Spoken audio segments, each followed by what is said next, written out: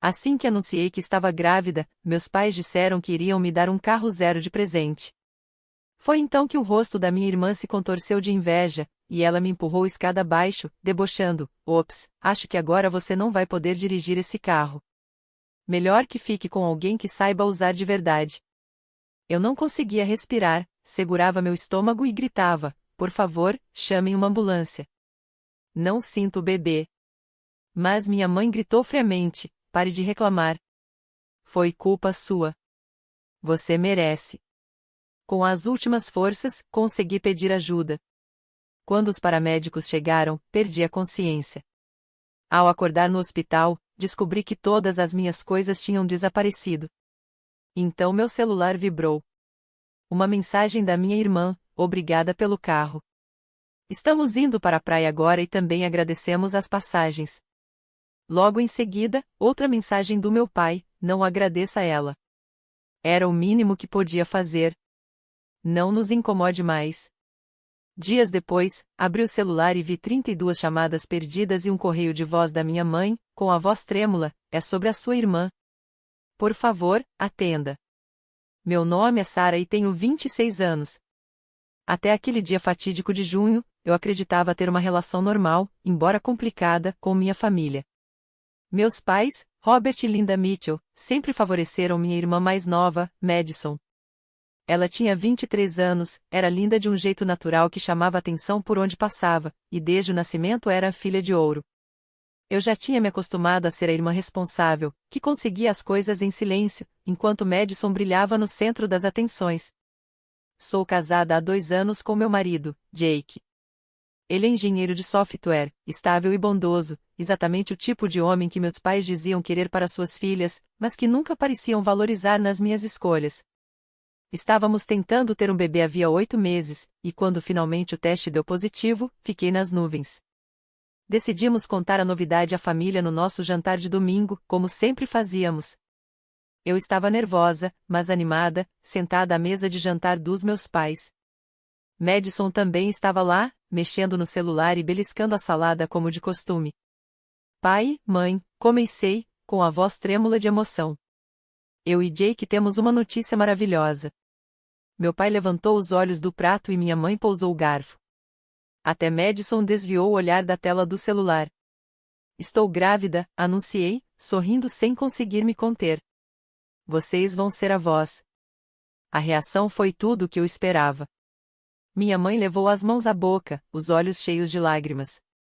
A expressão séria do meu pai se desfez em alegria pura enquanto ele se levantava para nos abraçar. "Querida", exclamou minha mãe, me abraçando. "Notícia maravilhosa." "Para quando?" 14 de fevereiro, respondi, rindo. "Um bebê de Dia dos Namorados." Foi então que meu pai fez o anúncio que mudaria tudo. "Sabe de uma coisa?", disse ele, empolgado. "Linda, lembra que falamos em dar um carro mais confiável para Sara? Acho que agora é o momento certo. Sara, vamos te dar um carro novo, algo seguro e confiável para o nosso neto." Fiquei sem palavras. Meus pais nunca tinham feito um gesto tão generoso para mim. Madison havia ganhado uma BMW Zero no aniversário de 21 anos, enquanto eu dirigia o mesmo Honda Civic usado desde a faculdade. "Pai, não precisa", comecei a protestar. "Bobagem", ele me interrompeu. "Esse bebê vai precisar do transporte mais seguro possível. Estamos pensando em um SUV, com ótimas avaliações de segurança." Olhei para Jake, que sorria de orelha a orelha, e depois para meus pais, que pareciam realmente felizes. Mas quando meus olhos encontraram os de Madison, meu coração afundou. O rosto dela havia mudado completamente. A indiferença casual sumira, dando lugar a algo feio e distorcido. Seus olhos verdes, tão elogiados, agora estavam estreitos de pura inveja. "Que ótimo", disse Madison, rangendo os dentes. "Muito bom ver a Sara sendo recompensada por ter engravidado." "Madison", repreendeu minha mãe. "Não fale assim da gravidez da sua irmã. Isso é uma bênção." Mas Madison não parou. Ela se levantou bruscamente, a cadeira arrastando no chão de madeira. "Certo. Uma bênção. Então ela engravida e ganha um carro. E eu?" O que ganho por me formar com honras na faculdade? O que ganho por conseguir um emprego numa firma de marketing? Ah, é mesmo, nada. Nada. A tensão na sala era sufocante. Meu pai já estava com aquele jeito que indicava que perderia a paciência a qualquer momento, mas minha mãe interveio primeiro. Madison, querida, isso não é uma competição. Quando você estiver pronta para formar uma família, vamos apoiá-la da mesma forma. Quando eu estiver pronta, a voz de Madison subiu quase ao grito. Eu sempre estive pronta para tudo. Sempre fui a filha perfeita, a bem-sucedida, e a Sarah engravida e, de repente, vir a princesa que merece tudo. Sentia as lágrimas arderem nos olhos. Aquele deveria ser um dos momentos mais felizes da minha vida, e Madison o transformava em algo feio. Madison, por favor, falei baixo. Isso não é sobre você. Não pode simplesmente ficar feliz por mim? Ela girou o corpo na minha direção, e vi em sua expressão algo que realmente me assustou. Feliz por você? Quer dizer, do mesmo jeito que você ficou feliz quando recebi minha promoção? Ah, e espera, você nem foi ao meu jantar de comemoração porque arranjou uma desculpa conveniente de que estava doente. Fiquei atônita, porque era verdade. Eu realmente tinha me sentido mal naquela noite e agora percebia que provavelmente eram os primeiros sintomas da gravidez, mas não podia dizer isso sem revelar que já estava grávida na época da celebração dela. A discussão continuou por mais 10 minutos, com meus pais tentando, sem sucesso, mediar entre nós.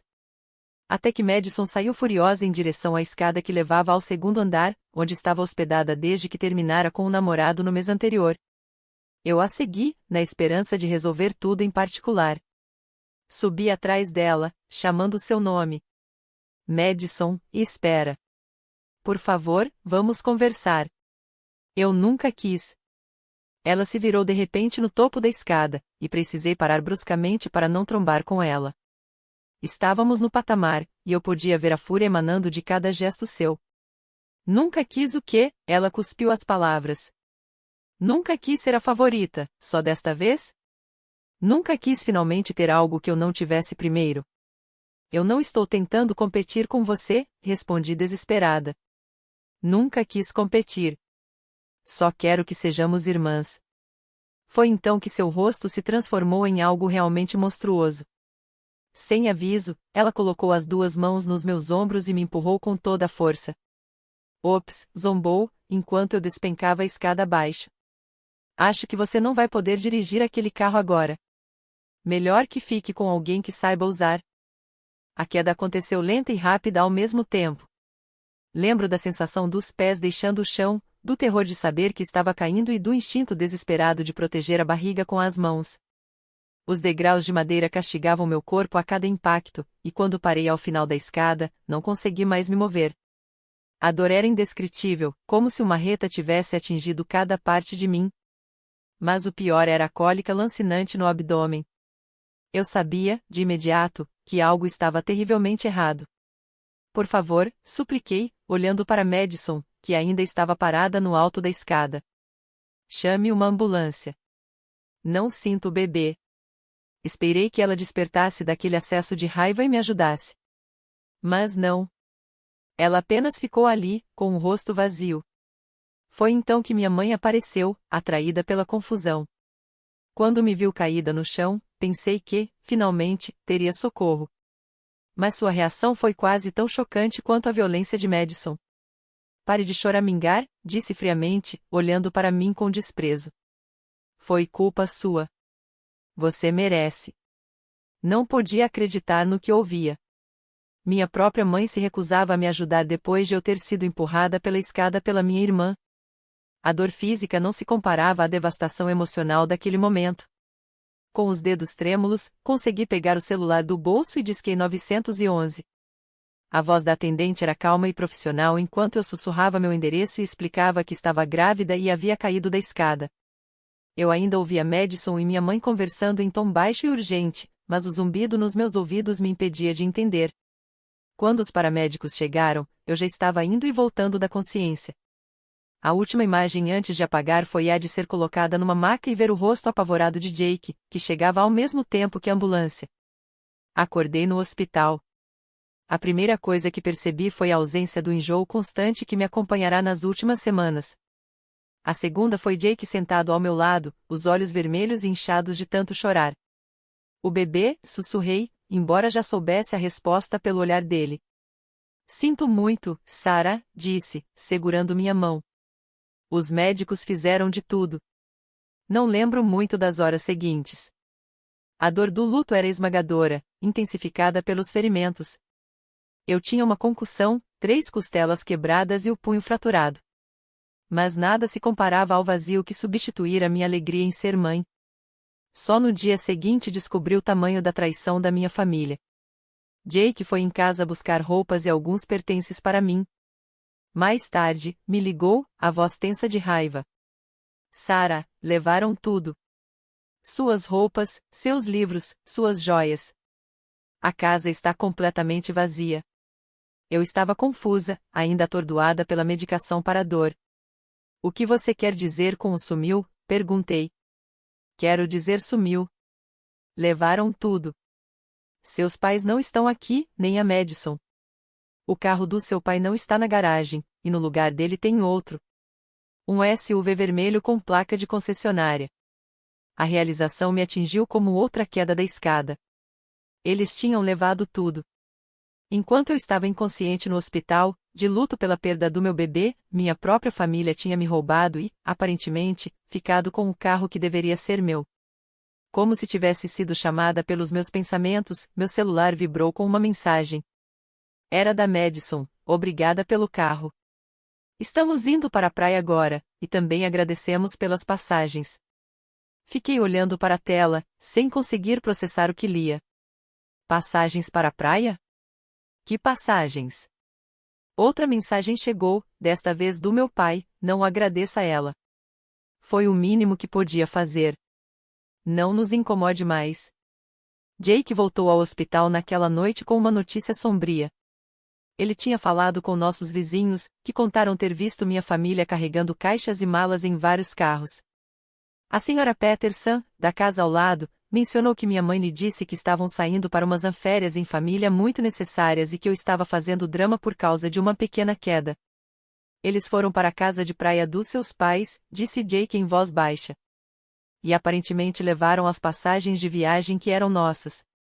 Foi quando lembrei que Jake tinha me surpreendido com um pacote de fim de semana em Virginia Beach para o nosso aniversário no mês seguinte. As passagens estavam na minha comoda.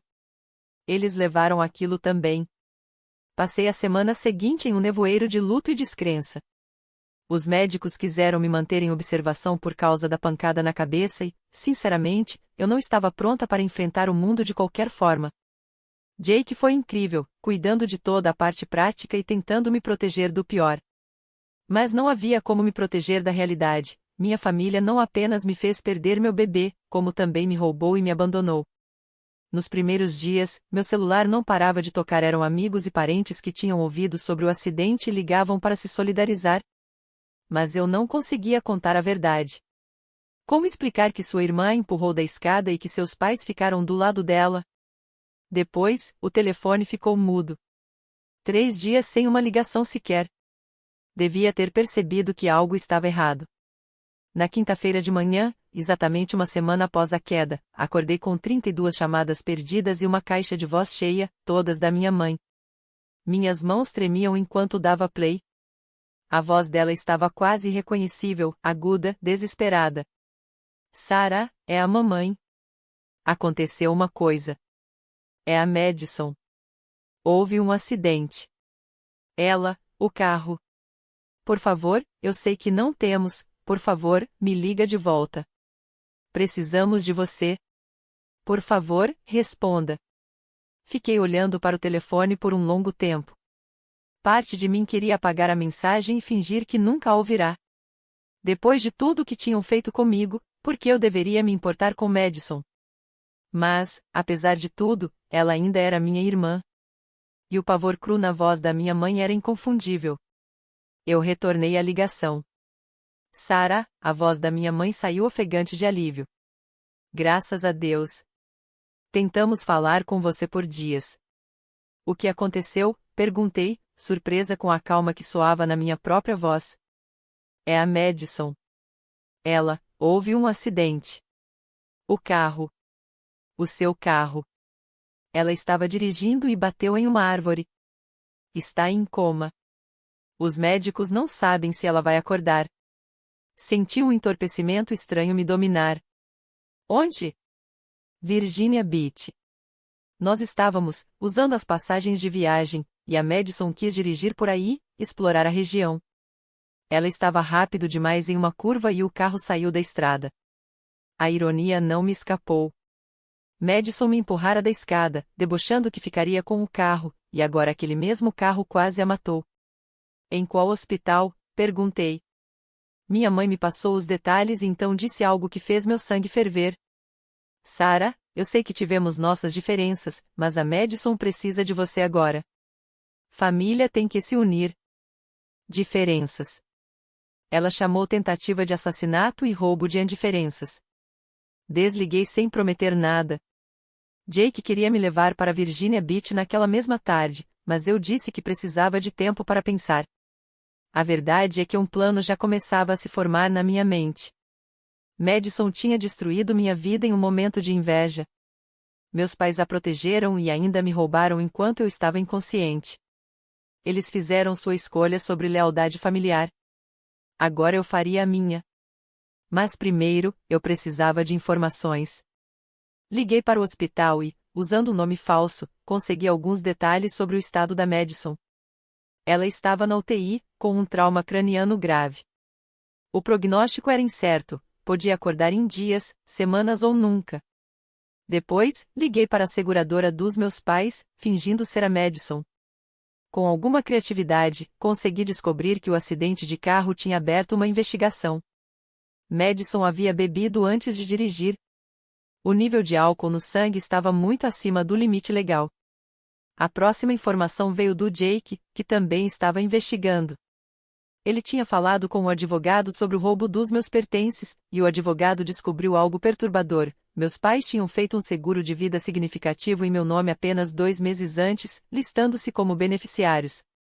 Sarah, disse Jake, com cuidado. Acho que precisamos considerar a possibilidade de que isso não foi só inveja por causa de um carro. Acho que eles planejaram tudo. A ideia já tinha passado pela minha cabeça, mas ouvir Jake dizer aquilo tornou tudo real. Minha família não tinha apenas me traído em um momento de raiva. Eles haviam planejado.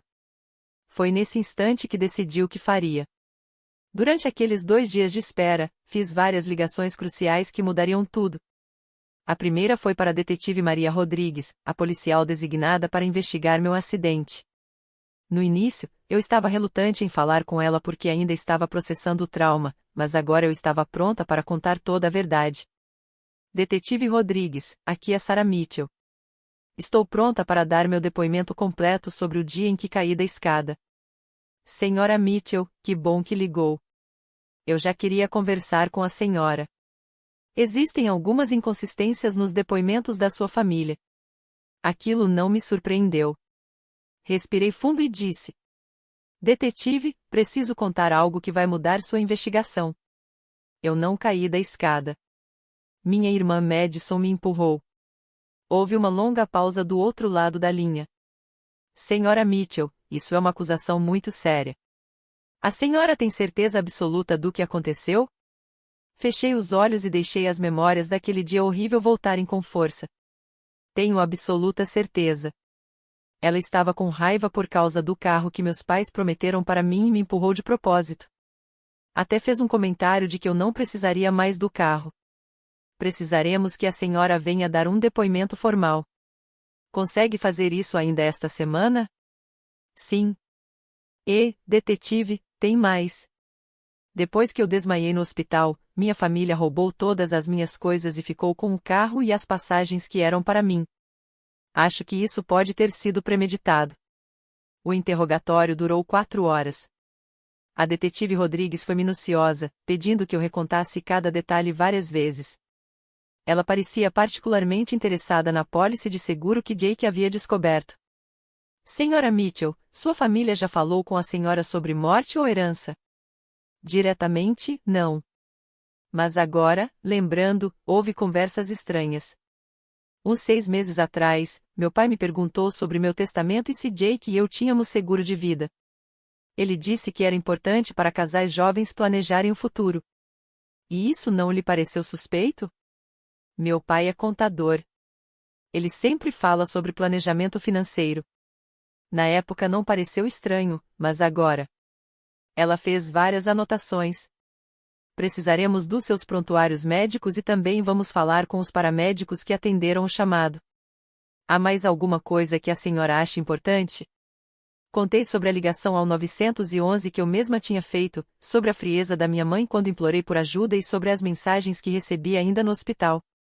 A detetive pediu que eu encaminhasse tudo imediatamente. Senhora Mitchell, quero que saiba que estamos levando isso muito a sério. Se o que está dizendo for confirmado, estamos falando de vários crimes graves, incluindo agressão a uma gestante resultando em morte fetal. A segunda ligação crucial foi para a doutora Jennifer Hassan, a obstetra que cuidava de mim durante a gravidez. Eu precisava da opinião dela sobre a causa do meu aborto.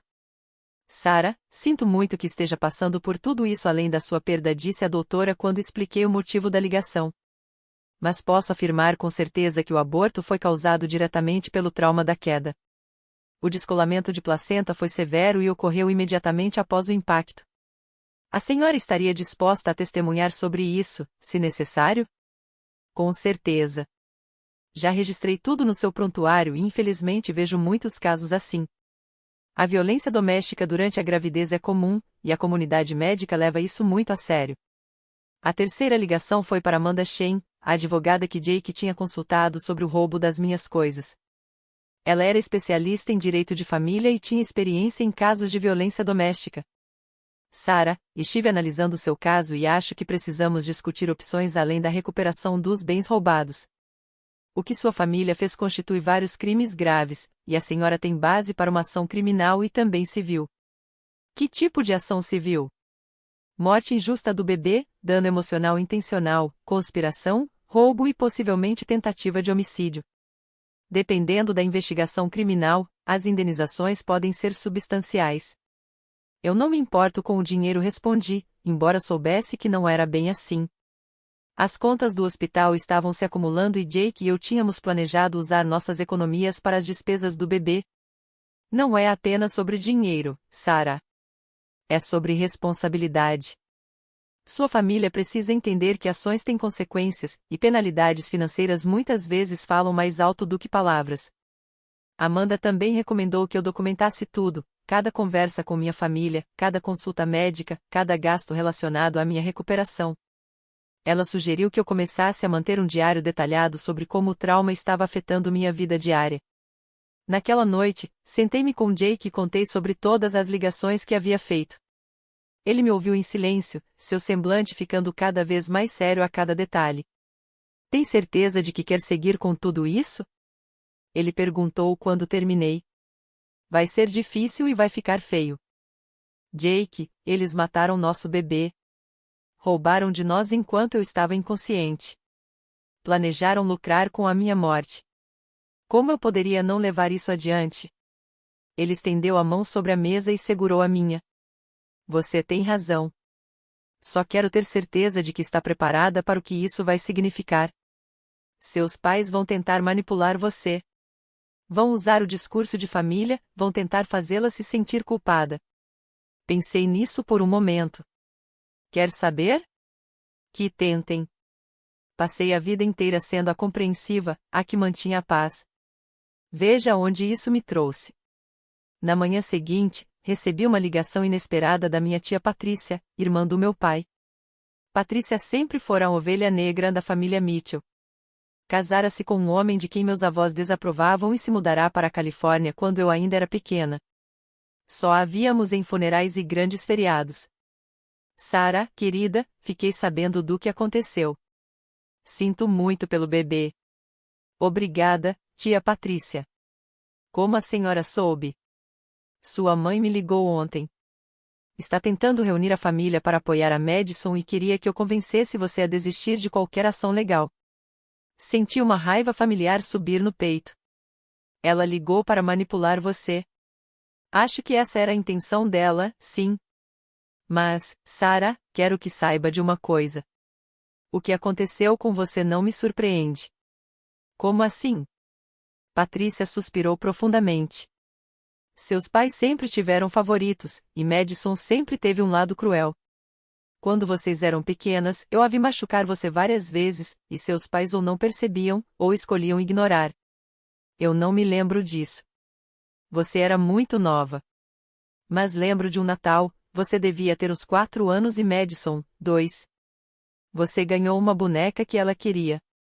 Ela quebrou a boneca de propósito, quando ninguém estava olhando. Quando você chorou, sua mãe a repreendeu por ser apegada demais a coisas materiais. E Madison apenas sorriu. Essa revelação me atingiu como um soco. Será que a inveja e a crueldade de Madison sempre estiveram lá, e eu tinha sido ingênua demais para perceber? Patrícia, por que está me contando isso agora? Porque quero que você saiba que não está louca e nem exagerando. Seus pais encobriram o comportamento da Madison a vida inteira, e agora isso escalou para algo realmente perigoso. Você tem todo o direito de se proteger. A senhora testemunharia sobre isso, se fosse necessário? Com certeza. Esperei décadas para que alguém finalmente os responsabilizasse. Aquela conversa com Patrícia abriu as comportas de lembranças que eu aparentemente havia reprimido. Comecei a recordar outros episódios da infância, momentos em que Madison tinha me machucado ou quebrado minhas coisas, e meus pais encontravam um jeito de justificar ou me culpar por provocá-la.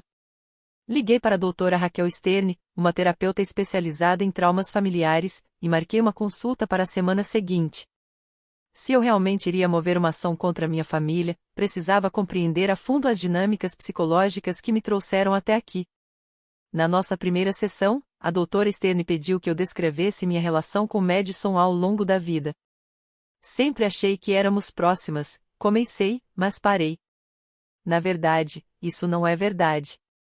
Eu sempre quis que fossemos próximas. Mas olhando para trás, acho que eu sempre andei em ovos perto dela. Pode me dar um exemplo? Perguntou a doutora Stern. Quando estávamos no ensino médio, entrei para a lista de honra. Foi algo muito importante para mim, porque eu vinha lutando bastante com química. Mas, quando contei para minha família no jantar, Madison imediatamente começou a falar que lista de honra não importava, porque ela seria coroada rainha do baile. Meus pais passaram o resto da refeição discutindo o vestido dela para o baile. E como isso fez você se sentir? Decepcionada, acho. Mas eu me convenci de que estava tudo bem, porque ser rainha do baile era algo maior do que entrar na lista de honra. A doutora Stern fez uma anotação. Sarah, parece que você aprendeu cedo a minimizar suas próprias conquistas para lidar com o ciúme de Madison e o favoritismo dos seus pais. Nas sessões seguintes, a doutora Stern me ajudou a entender que eu cresci dentro de um sistema familiar no qual meu papel era ser a filha invisível, aquela que não causava problemas. Madison era a estrela, meus pais os incentivadores, e eu era a que deveria sacrificar minhas próprias necessidades para manter a harmonia familiar. O que aconteceu quando você anunciou sua gravidez provavelmente era inevitável, explicou a doutora Stern. Pela primeira vez na sua vida, você estava recebendo o tipo de atenção e celebração que Madison sempre teve. Ela não conseguiu tolerar essa mudança na dinâmica familiar. Mas empurrar-me da escada, arriscar matar a mim e ao bebê. Madison provavelmente nunca aprendeu a regular suas emoções nem a lidar com frustrações de forma saudável, porque seus pais sempre a protegeram das consequências. Quando se viu diante de uma situação que não podia controlar ou manipular, recorreu à violência. Essas sessões de terapia foram cruciais para me ajudar a entender que buscar justiça não era uma questão de vingança, mas sim de romper um ciclo de abuso e disfunção que tinha definido minha família por décadas. Enquanto isso, a investigação da detetive Rodrigues avançava rapidamente. Ela me ligava a cada poucos dias com atualizações. Sarah, entrevistamos os paramédicos que atenderam ao seu chamado de emergência. Ambos notaram que seus ferimentos eram mais consistentes com alguém sendo empurrado do que com uma queda acidental, especificamente o ângulo da fratura no seu punho e o padrão dos hematomas nas suas costas. O que isso significa legalmente? Significa que temos evidências médicas que corroboram o seu relato. Também recuperamos a gravação do 911, e é possível ouvir claramente você pedindo ajuda enquanto uma mulher ao fundo, presumivelmente sua mãe, diz a alguém para parar de ser dramático. Alguns dias depois, ela ligou com notícias ainda mais significativas. Sarah, cumprimos um mandado de busca na casa de praia dos seus pais. Recuperamos a maior parte dos seus pertences roubados, incluindo joias, eletrônicos e documentos pessoais. Também encontramos os ingressos de viagem que você mencionou, com o nome da Madison escrito neles, de próprio punho. E o carro? O carro é mais complicado, porque foi destruído no acidente. Mas temos documentação da concessionária mostrando que seu pai o comprou em seu nome, usando seu número de seguridade social, sem seu conhecimento nem consentimento. Isso configura roubo de identidade, além das outras acusações. As evidências estavam se acumulando, mas eu sabia que o verdadeiro teste viria quando eu tivesse que encarar minha família. A detetive Rodrigues havia organizado para que eu usasse um grampo durante minha visita ao hospital em Virginia Beach. O objetivo era conseguir que eles admitissem o que tinham feito. Lembre-se, Sarah, ela me orientou antes de eu partir. Não tente forçar confissões. Apenas deixe que falem. Pessoas culpadas geralmente revelam mais do que pretendem quando tentam justificar suas ações. Também passei aqueles 2 dias me preparando emocionalmente para ver Madison em coma. Apesar de tudo que ela tinha feito, ainda era minha irmãzinha. Eu havia passado anos a protegendo, inventando desculpas para ela, tentando entendê-la. Vê-la indefesa e possivelmente à beira da morte seria difícil, independentemente da raiva que eu sentia. Jake quis me acompanhar até Virginia Beach, mas eu o convenci a ficar em casa. Aquilo era algo que eu precisava enfrentar sozinha. Na noite anterior à viagem, sentei-me no que teria sido o quarto do bebê, cercada pelos itens que havíamos começado a comprar. Jake se ofereceu para guardar tudo enquanto eu estivesse no hospital, mas pedi que deixasse cada coisa exatamente como estava. Eu precisava encarar a representação física do que Madison havia destruído. Peguei um pequeno macacão amarelo escrito Pequeno Milagre da Mamãe e o apertei contra o peito. Pela primeira vez desde a perda do bebê, permiti-me chorar. Não apenas pela criança que eu nunca conheceria, mas também pela família que pensei ter e pela irmã que acreditei que me amava. Quando finalmente cheguei ao hospital em Virginia Beach, estava preparada emocional e mentalmente para o que viesse. Esperei mais 2 dias antes de dirigir até lá. Ao entrar na sala de espera da UTI, percebi que meus pais pareciam ter envelhecido 10 anos.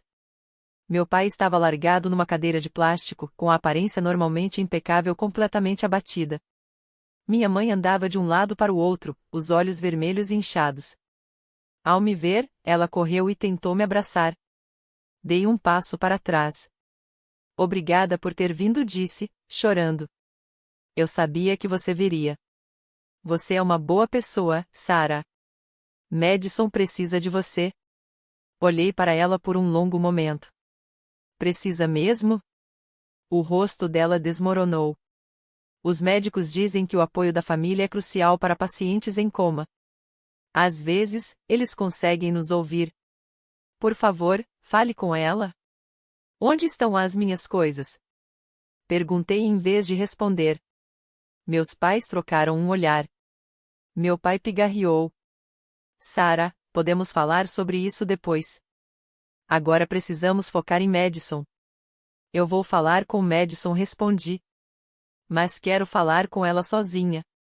Minha mãe parecia prestes a protestar, mas meu pai assentiu. Claro, faça como achar melhor. Eles me levaram até o quarto de Madison. Ela estava quase irreconhecível, ligada a várias máquinas, a cabeça enfaixada. Por um instante, senti uma pontada de tristeza genuína pela irmã com quem cresci, antes de ser consumida pela inveja e pelo ódio. Mas logo me lembrei do sorriso debochado dela ao me empurrar escada abaixo. Lembrei da mensagem se gabando do meu carro. Lembrei da minha mãe me dizendo que eu merecia perder meu bebê. Arrastei uma cadeira até a beira da cama e esperei até ter certeza de que meus pais estavam fora de alcance. Olá, Madison, murmurei. Estou aqui, como a mamãe queria. Ela acha que você pode me ouvir, então vou aproveitar para dizer algumas coisas. Parei, observando seu rosto imóvel. Primeiro, quero que saiba que perdi o bebê. Seu empurrãozinho na escada matou meu filho. Espero que esteja satisfeita com isso.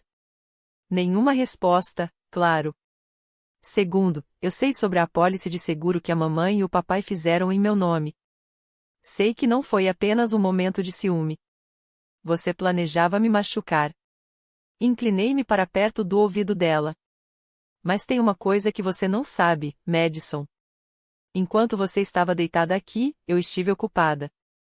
Fui à polícia. Contei tudo sobre como você me empurrou. Tenho registros médicos provando que meus ferimentos são compatíveis com uma queda provocada, não com um acidente.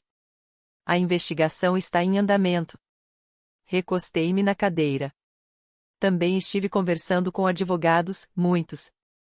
O que cuida do roubo das minhas coisas está confiante de que teremos acusações criminais. Mas o que cuida da morte do meu bebê é ainda mais interessante. Você sabia que, na Virgínia, se alguém agride uma mulher grávida e causa a perda do bebê, pode ser acusado de homicídio culposo? Olhei pelo corredor para me certificar de que ainda estávamos sozinhas. Mas a melhor parte, Madison, é o que descobri sobre o seu acidente. Você estava bêbada, altamente intoxicada, em um carro obtido de forma fraudulenta já que deveria ser meu. A seguradora está muito interessada nesse detalhe. Levantei-me e fui até a janela, contemplando o oceano que Madison tanto queria ver com as passagens que roubou de mim. Então é o seguinte, continuei, virando-me para sua forma imóvel. Quando você acordar, se acordar, será presa. Mamãe e papai também serão. Vou garantir que todos vocês paguem pelo que fizeram comigo e com meu bebê. Aproximei-me novamente da cama. Mas quero que saiba que não sou completamente sem coração. Vou lhe dar uma escolha: você pode acordar e enfrentar as consequências dos seus atos ou pode simplesmente partir em paz. De qualquer forma, eu venço. Estendi a mão e toquei de leve a mão enfaixada dela. Bons sonhos, irmãzinha. Quando saí do quarto, meus pais me esperavam ansiosos no corredor. Como ela está? Perguntou minha mãe imediatamente. Igual respondi. Mas acho que ela me ouviu. Meu pai deu um passo à frente. Sarah, suas coisas. Eu sei onde estão minhas coisas, interrompi. Estão na casa de praia de vocês, junto com minhas passagens de viagem que usaram e com meu carro, que a Madison destruiu. Os rostos deles empalideceram. Eu também sei sobre a apólice de seguro de vida, continuei. E já fui à polícia contar que a Madison me empurrou da escada. Minha mãe arfou. Sarah, você não pode acreditar que... Eu não acredito em nada, cortei. Eu sei. Eu me lembro de cada detalhe daquele dia. A Madison me empurrou de propósito, e você me disse que eu merecia perder meu bebê. Meu pai abriu a boca, mas nenhuma palavra saiu. Vai ser assim, declarei, repetindo as mesmas palavras que havia dito a Madison. Eu vou para casa. Vou continuar colaborando com a investigação da polícia. Vou seguir todas as vias legais disponíveis. E nunca mais vou falar com nenhum de vocês. Sarah, por favor, implorou minha mãe. Nós somos uma família. Cometemos erros.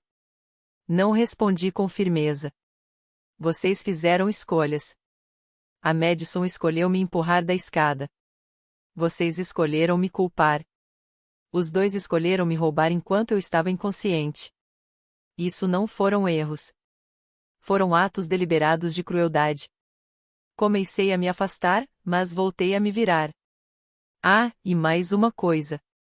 Eu sou a parente mais próxima da Madison depois de vocês. Se algo acontecer, eu é que vou decidir sobre o tratamento dela. É algo para pensarem a respeito. Deixei-os parados no corredor e voltei para casa, para o Jake. 3 semanas depois, Madison acordou. A primeira coisa que fez foi pedir por mim. Quando minha mãe contou o que eu havia dito, ela aparentemente teve um colapso, gritando que eu queria matá-la e que sentia muito pelo bebê. A polícia colheu o depoimento dela no leito do hospital. Madison confessou que me empurrou da escada, mas alegou que foi um acidente causado pela raiva, não algo premeditado. O promotor discordou, especialmente por causa das provas da apólice de seguro e do roubo dos meus pertences.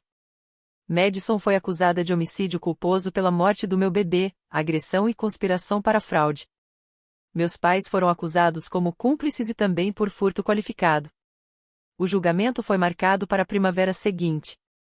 Nesse meio tempo, comecei a reconstruir minha vida. Jake e eu fizemos terapia para lidar com o trauma da perda do bebê e com a traição da minha família. Também começamos a tentar engravidar de novo, apesar dos médicos alertarem que o trauma físico poderia dificultar. Além disso, passei a conversar com outras mulheres que haviam sofrido perda gestacional por causa de violência doméstica. Descobri que éramos mais do que eu imaginava, e muitas também tinham histórias de familiares cruéis ou indiferentes. Criamos um grupo de apoio que se reunia mensalmente. 6 meses depois daquele dia terrível, recebi uma ligação da minha mãe. Madison havia aceitado um acordo judicial para evitar julgamento. Cumpriria 8 anos de prisão por homicídio culposo e agressão. Meus pais também se declararam culpados pelo furto e pegariam 18 meses cada um. Ela quer ver você, disse minha mãe, quase num sussurro. Para se desculpar de verdade. Não respondi na hora. Sarah, por favor. Ela é sua irmã. Aprendeu a lição. Está sinceramente arrependida pelo bebê. Fechei os olhos e respirei fundo. Mãe, ela matou meu filho. Ela me empurrou da escada e depois se gabou de ter roubado meu carro enquanto eu sofria. Não existe pedido de desculpas que conserte isso.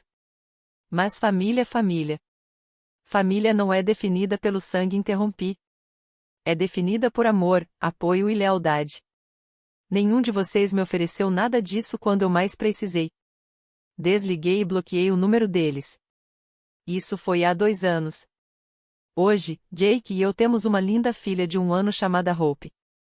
Mudamos para o outro lado do país após o julgamento, em busca de um recomeço longe de todas aquelas memórias dolorosas. De vez em quando recebo notícias, através de conhecidos, sobre o tempo da Madison na prisão e as dificuldades dos meus pais após a libertação. Não sinto satisfação com o sofrimento deles, mas também não tenho arrependimento das minhas escolhas. Eles fizeram as deles, e eu fiz as minhas. A diferença é que minhas escolhas foram para me proteger e buscar justiça, enquanto as deles foram movidas por crueldade e ganância. Às vezes me perguntam se algum dia vou perdoar minha família. Eu digo que perdão não é o mesmo que reconciliação. Já os perdoei no sentido de não viver mais consumida pela raiva. Mas isso não significa que estou disposta a deixá-los voltar para minha vida. Madison poderá pedir condicional em 3 anos e meio. Minha mãe ainda envia cartas para o nosso antigo endereço, que acabam sendo encaminhadas para mim. Eu não leio, mas também não jogo fora. Talvez um dia eu esteja pronta para ouvir o que ela tem a dizer. Mas esse dia não é hoje e talvez nunca chegue. O que aprendi com tudo isso é que, às vezes, as pessoas que deveriam mais nos amar são justamente as que mais nos traem. Mas também aprendi que é possível sobreviver a essa traição e construir uma vida nova e melhor do outro lado dela.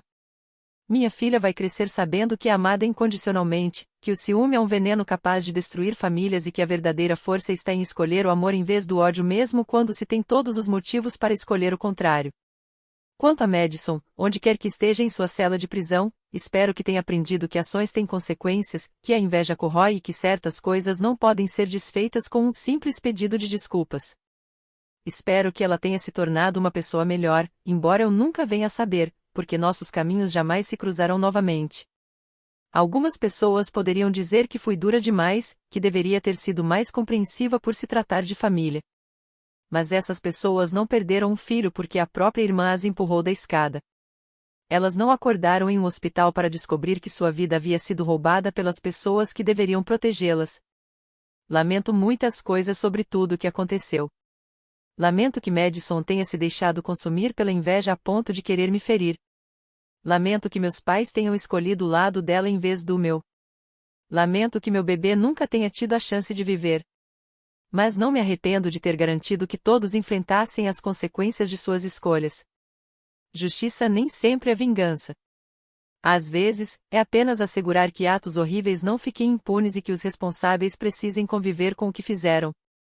Minha família se destruiu com a própria crueldade e ganância. Eu apenas garanti que eles não me arrastassem junto.